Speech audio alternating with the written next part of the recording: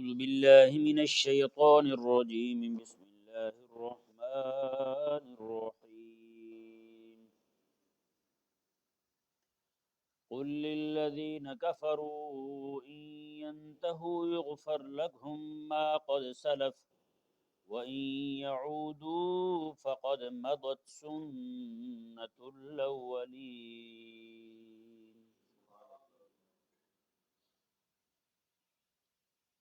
یہ پورا رکوع بھی تقریباً غزوہ بدر کے متعلق ہے، اس کے کچھ احوال اور اللہ تعالیٰ کی طرف سے کچھ ترغیب اور تحدید تنبیہ بیان کی گئی۔ اللہ تعالیٰ نے ارشاد فرمایا قل حبیب آپ فرما دیں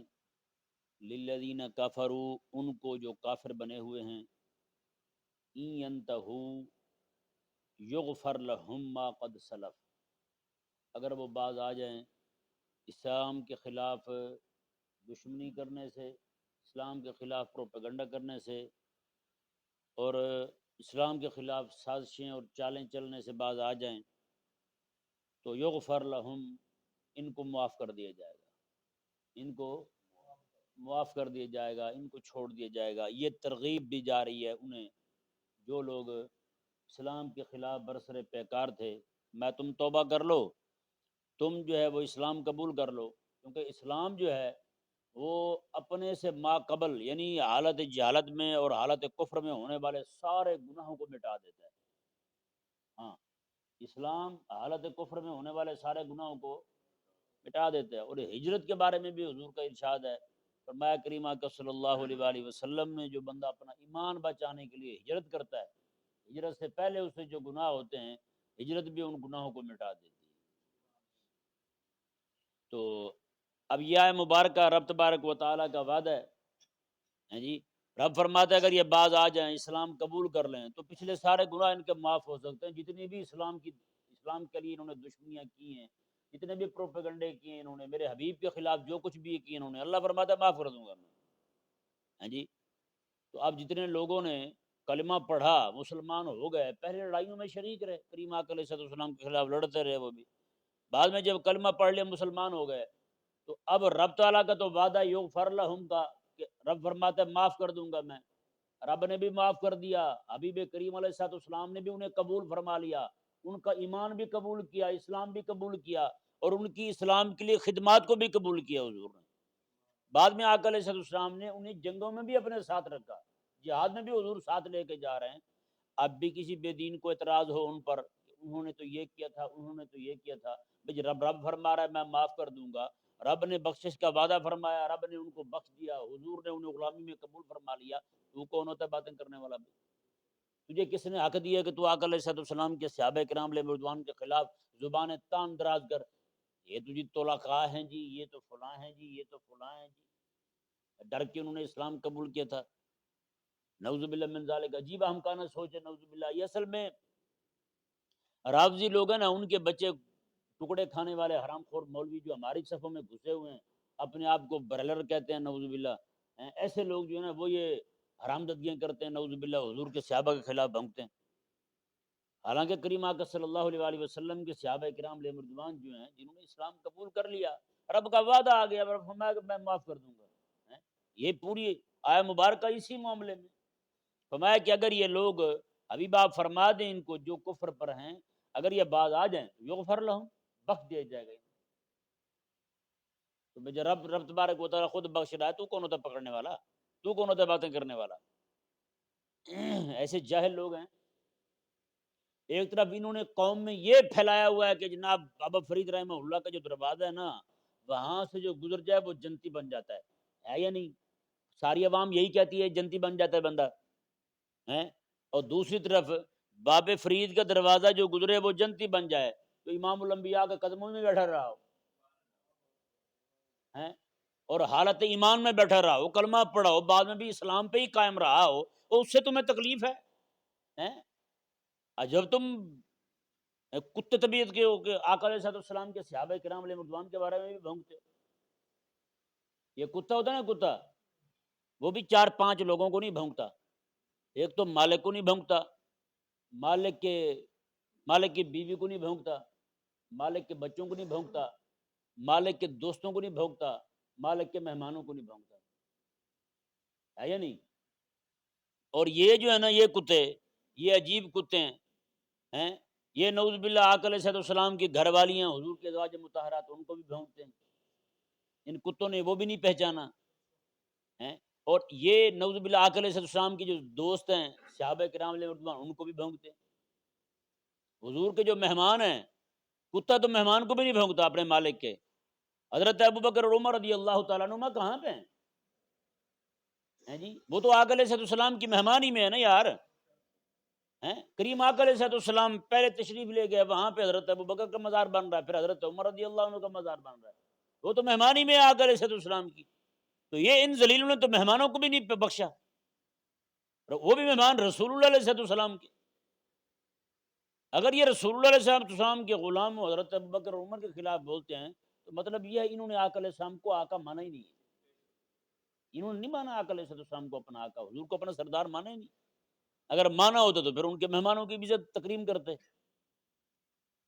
تو اس طرح کر کے آقا علیہ السلام کے بچوں کے خلاف، حضور کی ازواج مطہرات کے خلاف، حضور کے صحابہ کے خلاف، حضور کے ساتھیوں دوستوں کے خلاف بولتے ہیں، تو یہ تو کتا چار ٹانگوں والا بھی نہیں کرتا، 5 جگہوں پہ تو وہ بھی معافی دے جاتا ہے، اور یہ بھونکے ہی نہیں 5 جگہوں پہ ہیں، اور کہیں نہیں بھونکنا آتا ان کو۔ تو خلاق کائنات نے جب وعدہ فرما لیا یغفر لہم ما قد سلف، ما قد، یہ ما عموم کا ہے، جو کچھ بھی ہو چکا، جو کچھ بھی ہو چکا ہے ان سے، رب فرماتا ہے یغفر لہم، بخش دیا جائے گا، ہیں جی؟ اللہ اکبر کبیرہ۔ اور آگے فرمایا کہ وَإِن يَعُودُوا، یہ یہاں تک ترغیب تھی، آگے پھر ترہیب آ رہی ہے۔ میں کہ اگر یہ باز نہیں آتے، اگر یہ دوبارہ ایسا کام کریں، حبیب کے خلاف کھڑے ہو جائیں، ساری زندگی یعنی موت ہی ان کی میرے حبیب کے خلاف لڑتے ہوئے ہوتی ہے، دشمنی پر ہی مر جاتے ہیں، تو رب تبارک و تعالی نے فرمایا کہ فقط مدد سنت الاولین، میں کہ یہ یہی طریقہ اپناتے رہیں گے، میرے حبیب کے خلاف ہی کھڑے ہوتے رہیں گے، تو میں کہ پھر فقط مدد سنت الاولین، پھر انہیں یاد رکھنا چاہیے پہلوں والوں کے ساتھ، پہلے لوگوں کے ساتھ جو ہم نے کیا نا، انہیں وہ بھی ذہن میں رکھنا چاہیے۔ عاد کے ساتھ کیا کیا، سمود کے ساتھ کیا کیا، قوم لوط کے ساتھ ہم نے کیا کیا، باقی جو قومیں ہیں ساری، ہیں جی، اصحاب ایکا ہو گئے، باقی جتنے بھی ہیں سارے کے سارے، ان کے ساتھ جو ہم نے کیا ہے، ان کو چاہیے کہ وہ بھی یاد رکھیں ذرا، فقط مدد سنت الاولین، وہ ذرا کس سے بھی پہلوں کے وہ بھی ذہن میں رکھیں، ہم ان کے ساتھ وہی کچھ کر سکتے ہیں جو ہم نے پہلے کیا ہے، کیونکہ انہوں نے بھی یہی طریقہ اپنایا تھا، باز نہیں آئے تھے، یہ بھی اگر باز نہیں آتے تو پھر جو ہم نے ان کے ساتھ کیا وہی ان کے ساتھ کریں گے، ہیں جی؟ اللہ اکبر کبیرہ۔ اللہ تبارک و تعالی نے ارشاد فرمایا وقاتلوہم حتی لا تکون فتنہ، اللہ اکبر، فرمایا حبیب پیارے ان کے ساتھ، محبوب کی صحابہ کو فرما رہے ان کے ساتھ لڑتے رہو یہاں تک کہ فتنہ ہی نہ رہے، فتنہ ہی نہ رہے، وَيَكُونَ الدِّينُ كُلُّهُ لِلَّهِ، اور اللہ کا دین غالب آ جائے، بس اللہ کا دین، دین اللہ کی رہ جائے، بس اور کوئی دین نہ رہے۔ یہ ذہن میں رہے، اس آیہ مبارکہ کے 2 مفہوم بیان کیے گئے ہیں، یعنی کہ اس آیہ مبارکہ کے اس حصے کا مفہوم 2 طرح سے بیان کیا جا سکتا ہے۔ پہلا معنی یہ کہ آپ ان کے خلاف لڑتے رہیں، کفار کے خلاف، یہاں تک کہ بدعقیدگی ختم ہو جائے، کفر ختم ہو جائے، کفری ختم ہو جائے، بدعقیدگی ختم ہو جائے، اور دین صرف اور صرف رب کا رہے اور کسی کا نہ رہے، دین غالب اللہ کا ہو بس، اس کے بعد اس کے علاوہ کچھ نہ ہو۔ اگر یہ معنی لیتے ہیں نا تو پھر اس آیہ مبارکہ کے مصداق کے طور پر ہمیں صرف جزیرہ نمائے عرب کو مخصوص کرنا پڑے گا، اور کسی حد تک معنی یہ بھی ٹھیک ہے، بلکہ ٹھیک ہے معنی یہ بھی کہ جزیرہ نمائے عرب جو ہے اس کے اندر پوری دنیا کے لوگوں کو چھوٹ ہے، اسلام قبول کر لو یا جزیہ دے کر رہو، نمبر 3، یا پھر لڑائی کے لیے تیار ہو جاؤ، لڑائی کے لیے تیار ہو جاؤ یا پھر جزیہ دے کر رہو، جزیہ دے کر رہنے کی پوری دنیا میں کافروں کو اجازت ہے اسلام کی حکومت کی صورت میں، مکہ میں، مدینہ میں، پورے عرب میں، جزیرہ نمائے عرب میں تیسری صورت ہی نہیں، 2 صورتیں تھیں، ہاں تین صورتیں بنتی ہیں، وہ کس طرح وہ میں آپ کو بتاتا ہوں، اسلام قبول کر لیں یا لڑنے کے لیے تیار ہو جائیں یا پھر سامان اٹھائیں وہاں سے بھاگ جائیں، وہاں سے بھاگ جائیں،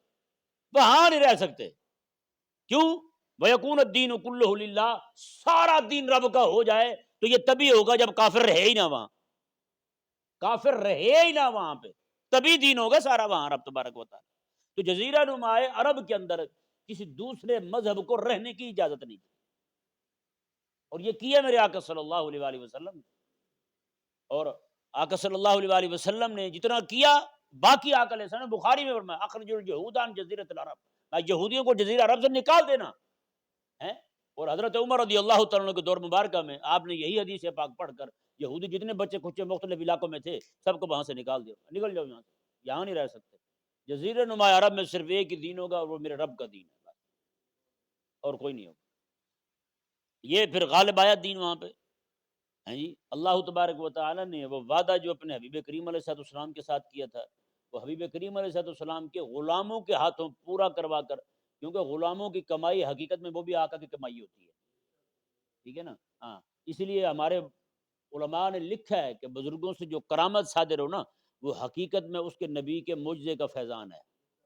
ہاں، یہ اسی کے نبی صلی اللہ علیہ وآلہ وسلم کے معجزے کا صدقہ ہے، جو اللہ تبارک و تعالیٰ نے اسے فرمایا کہ یہ کوئی اس کی اپنی کوئی طاقت پاور نہیں ہے، ہاں، یہ رسول اللہ صلی اللہ علیہ وآلہ وسلم کا ہی فیضان ہے، جو اللہ تبارک و تعالیٰ نے رسول اللہ علیہ السلام کے امتی کے ہاتھ سے اسے ظاہر فرما دیا۔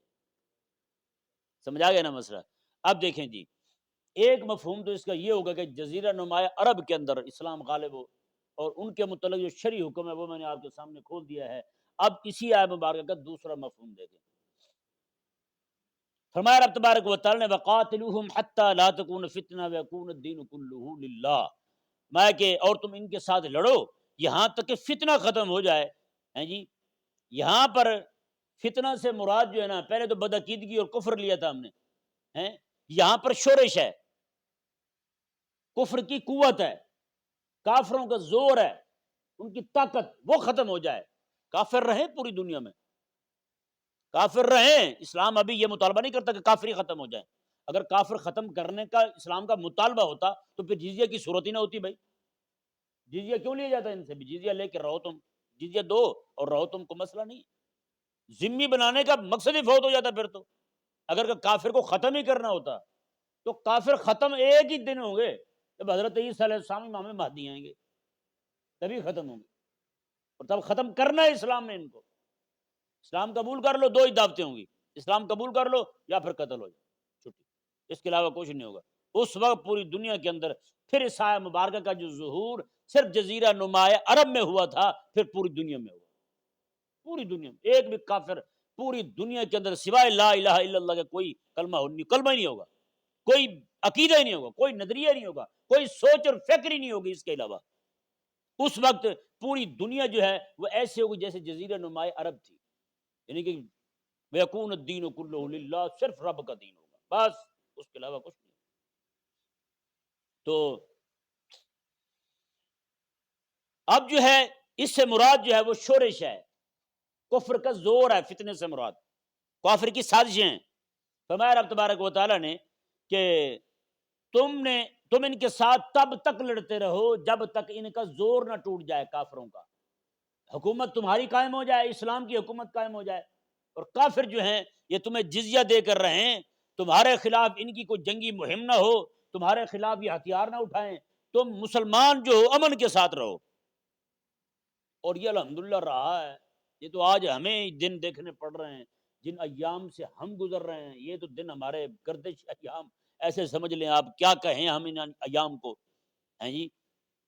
کرتا دھرتا لوگ بھی غیرت ایمانی، ملی، مذہبی، دینی ہر چیز سے خالی ہیں۔ یہ جو دن ہم دیکھ رہے ہیں یہ تو بڑے افسوس کے دن ہیں ہمارے لیے، وگرنہ ہمارے دن وہ بھی رہے ہیں جی کہ آپ مسلمانوں کے پاس کوئی جزیہ دینے کے لیے یہودی آتا تھا، اسے بیٹھنے کے لیے کرسی نہیں دی جاتی، کھڑا ہو کے دیتا، اور وہ کسی نوکر کو، منشی کو نہیں بھیج سکتا تھا، خود آتا تھا دینے کے لیے، اور حکم تھا شریعت کا جب وہ دینے کے لیے ہے اس کی داڑھی پکڑ کے زور سے ہلائی جائے اور اسے تھپڑ مارا جائے، ہاں بھائی اب بھی یہودی ہے تو میں کسی نہ کسی طریقے سے ذلت سے، خواری سے، کسی نہ کسی طریقے سے اپنا کفر چھوڑ دیں، گندگی چھوڑ دیں۔ یہ ہیں، ایک وہ وقت تھا، آج ایک وقت یہ ہے مسلمانوں کا وزیر اعظم جناب امریکہ جاتا ہے تو اس غریب کے پینٹی اتار لیتے ہیں، ہاں بھی اندر اس نے بم نے چھپایا ہوا ہیں امریکہ کے ایئرپورٹ پر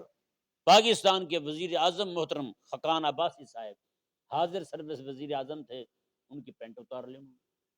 ان کا تلاشی لیں جی کیا چیز چھپائی ہوئی ہے آپ نے، کہیں انہیں تو پتہ تھا بھی جو پیسے یہاں سے لے کے جا سکتے ہیں پاکستانیوں کی، کہیں یہ موٹر وے نہ لے آیا ہو۔ نواز شریف تیرے چنگے دو ہی چنگے کم، موٹر وے تھے، ایٹم بم میں کہیں یہ بھی نہ لے آیا ہو یہاں پہ بھائی۔ تلاشی لی انہوں نے اچھی بھلی، اس کی غریب کی ذلیل ہو گیا۔ پوری دنیا میں ذلیل کون ہوا ہے؟ پاکستان ہوا ہے، مسلمان ہوئے ہیں۔ ان کو کیا لگے یہ تو دوبارہ منہ اٹھا کے وہاں پہنچ جائیں گے، ہاں جی ہاں اسی پھر آ گئے ہیں، نعوذ باللہ من ذالک۔ تو رب تبارک و تعالی نے ارشاد فرمایا جی دیکھیں تو یہاں پر مراد شورش ہے، بتائیں نا یار یہ والی صورت بھی اگر ہو کہ اسلام کی حکومت ہو، کفر مغلوب ہو کر رہے، بتائیں پھر ہندو جو ہے وہ ہندو ذلیل گائے کا پیشاب پینے والا وہ اسمبلی میں بیٹھ کے بل پاس کرے گا 1600 مدرسے گرا دیں، وہ گنجا چوہے کے منہ والا ان کا جو یوگی ہے حرام خور، وہ بنا بکواسیں کرے گا، ہم مسلمانوں کو سمجھا لیں گے، سیدھے ہو کر رہے ہیں، پھر یہ باتیں کریں گے، یہ چوڑے گائے کے پیشاب پینے والے یہ باتیں کریں گے مسلمانوں کو، ایسا پھر نہیں ہو سکتا۔ اور الحمدللہ ثم الحمدللہ مسلمانوں نے کر کے دکھایا ہے، اور اللہ تبارک و تعالیٰ کرم فرمائے، امام مہدی تشریف لے آئیں یا عیسیٰ علیہ السلام کا نزول ہو جائے، یا ان سے پہلے اللہ تبارک و تعالیٰ کسی ایوبی کے غلام کو ہی کھڑا کر دے، ہیں جی تو انشاءاللہ عز و جل پھر یہ دن جو ہے اللہ تبارک و تعالیٰ ہمیں دیکھنے نصیب فرما دے۔ بہرحال یہ آیت مبارکہ کا مطالبہ تو بھائی آج بھی ہے، اس آیت مبارکہ کا مطالبہ آج بھی ہے ان کو، یہ الگ بات ہے کہ ملا پیر کی توجہ نہیں ہو رہی، مولوی جو ہے مقتدی بڑھانے کے فکر میں ہے، میرے مقتدی زیادہ ہو جائیں، ہاتھ چومنے والے زیادہ ہو جائیں، پیر جو ہے وہ مرید بڑھانے کے چکر میں ہے، امت کی فکر کسی کو نہیں ہے، دینی شعائر کی فکر کسی کو نہیں ہے، تو پھر وہی ہوگا جو دیکھ رہے ہیں ہم نے، بڑے بڑے کٹے پیر جناب مختلف قسم کے، ہر محفل میں عجیب رنگ کے پگڑ باندھ کے جناب ایسے جا رہے ہوں گے، کٹا کھل گئے جی کٹا کھل گئے، سر دائیں بائیں ہو جائیں دائیں بائیں ہو جائیں، پیر صاحب ایسے کھلتے ہیں جناب نعوذ باللہ، امت کی فکر نہیں ہے، اور جناب ایسا دھموسا پیر ہم نے کرنا ہے کیا یار، جس کو امت کی فکر نہ ہو یار، جس کو امت کا درد ہی نہ ہو، کیا کریں گے ہم ان پیروں کو، نعوذ باللہ من ذالک۔ دیکھیں جی رب تبارک و تعالی نے ارشاد فرمایا فَإِنِ انْتَهَوْا، ہاں اگر یہ باز آ جائیں تو فَإِنَّ اللَّهَ بِمَا يَعْمَلُونَ بَصِيرٌ، بے شک اللہ تبارک و تعالی جو کچھ بھی یہ کر رہے ہیں سب کو دیکھنے والا ہے، اسلام کے خلاف سازشیں کریں، اسلام کے خلاف جو کچھ بھی کریں اللہ وہ بھی دیکھ رہا ہے، اور جو اسلام کے حق میں کام کر رہے ہیں، اسلام کے لیے جن کے دل دھڑکتے ہیں، اسلام کے غلبے کی جن کو جناب درد ہے، اسلام غالب آ جائے اس بات کا درد ہے جن کے دلوں کے اندر، رب فرماتا ہے میں وہ بھی دیکھ رہا ہوں، سارا کچھ رب دیکھ رہا ہے۔ اللہ تعالیٰ نے وَإِن تَوَلَّوْا، تو میں حبیب پیارے یہ جو جا رہے ہیں ابھی بدر چھوڑ کر اگر یہ واپس آتے ہیں تو فَعْلَمُوا، تم یقین کر لو محبوب کے صحابہ، ان اللہ مولاکم، اللہ تمہارا مولا ہے، ہاں اللہ تمہارے ساتھ ہے، ہاں بدر میں تم آ جاؤ پھر رب تمہارے ساتھ ہے، یہ نہیں گھر بیٹھے رہو کہو جی رب ہمارے ساتھ، نہ نہ نہ، مدد رب نے بھی یہی فرمایا حبیب پیارے اب اگر یہ واپس آتے ہیں تو اللہ مولاکم، اللہ تو تمہارے ساتھ ہی ہے نا، تم نے پریشان نہیں ہونا، تم نے نہیں گھبرانا، جتنے مرضی بندے لے کے آ جائیں گے، ان اللہ مولاکم، اللہ تبارک و تعالی ان اللہ مولاکم، اللہ تمہارا مولا ہے، تمہارا آقا ہے، تمہارا مددگار ہے، اللہ تمہارا دوست ہے، ان کا تھوڑی ہے۔ اللہ اکبر کبیرہ، کتنا سہانا پیغام ہوگا، کافر جا رہے ہیں اور اب مسلمانوں کو تسلی دے کے فرما رہا ہے میں تو ہوں، اللہ اکبر، کتنی بڑی بات ہے یار، مزہ نہ آ جائے، قربان نہ جائیں یار سارے عقل اللہ تبارک و تعالیٰ کے اس فرمان پر۔ اور آگے کیا فرمایا، اگلے الفاظ تو ایمان دلیل بات ہے، ایمان بڑھانے والے ہیں، رب نے فرمایا نعم المولا و نعم النصیر، کتنا سونا مولا ہے اور کتنا سونا مددگار ہے۔ محبوب کے صحابہ تم نے تو مدد دیکھ ہی لی ہے نا اس کی، تم نے تو مدد دیکھ ہی لی ہے رب تبارک و تعالیٰ کی، تم ابھی تیر سیدھا کر رہے ہو، بندے کی گردن کٹ کے نیچے جا گرتی ہے، تم نے تو مدد دیکھ ہی لی ہے، تم تلوار ابھی اس کے گلے کے قریب نہیں لائے، گردن کٹ کے پرے جا گری ہے، تم تو مدد دیکھ ہی چکی ہو، دیکھ چکے ہو، نعم المولا و نعم النصیر، کتنا سونا دوست ہے و نعم النصیر، اور کتنا پیارا مددگار ہے، اللہ اکبر، اللہ تبارک و تعالی سمجھنے کی توفیق